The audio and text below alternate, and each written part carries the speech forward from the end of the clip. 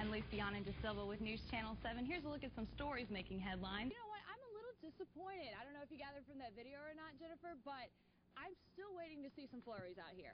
Cedar Grove City Commissioner Janet Byers says that she has more than enough signatures on her petition to call for a special election. But here's the fun part. 90% of parents are expected to actually take from their kids' Halloween candy. I'm going to guess that's wrong. After 5 weeks of testimony, Jason Gano was found guilty of 52 separate crimes, including 35 felonies. To have an early spring. Let's see what Luciana De Silva has to tell us. News Channel 7's Luciana De Silva. Luciana De Silva. Luciana De Silva. With only 6 hours to go until Best Buy opens its doors, the line here is already starting to get pretty long, as you can see. It's already starting to curve around back behind the side of the building, and you can only bet that it's going to get longer between now and 5 a.m. Catherine?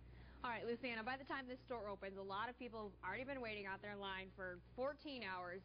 It's cold, so how are they passing the time and dealing with that? Well, the idea is not to come alone. Everybody comes out with either a friend or a relative, and as one person sits in line with a blanket, another person sits in the car with the heat on, and then they basically just take turns warming up, driving down the street to get some food, use the restroom. But the key is to leave someone in line so that they can hold your place. I think I would much rather stay at home. Thank you, Luciana De Silva, live in Henrietta tonight. The American dream to own your own home, and in this difficult economy, one man's loss becomes another man's gain when the dream is realized at a foreclosure auction. Luciana De Silva has the story, new tonight at 11. Right here. It's been a hard couple years for 25-year-old Esteban Diaz. I was in a motorcycle accident in 2006 in August. My whole right side of my body is paralyzed. I had a trach. I got 4 screws on my neck. And Diaz says he's trying to be responsible with the insurance money. He's had his eye on buying this house for quite some time.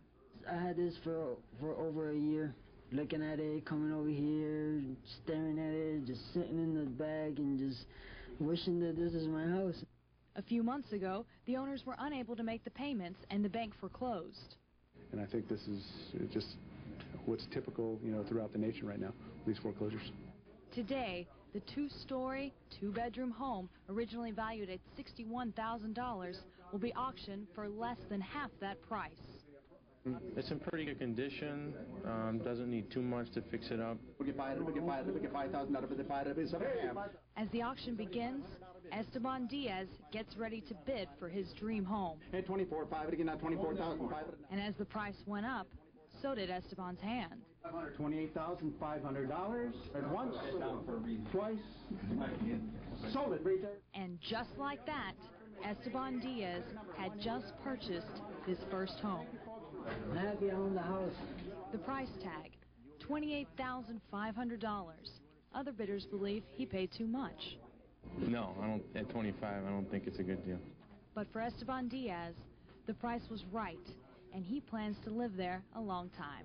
Yeah, got a good deal. Real good deal. Hopefully I can fix it up and live in it for the rest of my life, hopefully. Local women got together today to pack Christmas presents for troops in Iraq. But these packages are not going to be mailed overseas. Instead, they will go to families here at home as gifts from their soldier. New at 11, Luciana De Silva tells us about Full Circle Home. Vicki Durfee started the Full Circle Home project last Christmas as a favor for her son who was stationed in Beirut. He called me up and he asked me if there was something that I could do for his girlfriend for Christmas. So Durfee packed up 12 little boxes and mailed them to her. Cleanser, the moisturizer, eye makeup remover, fragrance, body lotion, a little mascara and gloss. Seeing how happy the package made them, Durfee and a few friends decided to pack 150 more boxes just like it and mailed them all over the country. And inside, there's a note from the guy. So he writes it to her. This gift is from him. Megan Gilbert got one of the packages. I got the box a few days before Christmas, and it was nice because my fiance was gone for our first Christmas, and it was just nice to get something from him. After Christmas, thank you letters started pouring in. When the letters started coming from the soldiers and from the women in their lives thanking us for what we did, we just knew we had to keep it going. Whatever you can arrange for my wife, I want you to know I'm extremely thankful. And this year, over 400 soldiers have already signed up for packages, hoping to make someone's lonely Christmas a little brighter. We cry every day. You don't get callous to this. The stories that come in of these remarkable women, they need to be thanked. It feels good. Now the boxes will not only be sent to soldiers' wives, but girlfriends, fiancés, and even their mothers. How could you not cry reading those letters? I'm sure they're amazing. All right, so 400 boxes. I'm sure they weren't all packed tonight. No.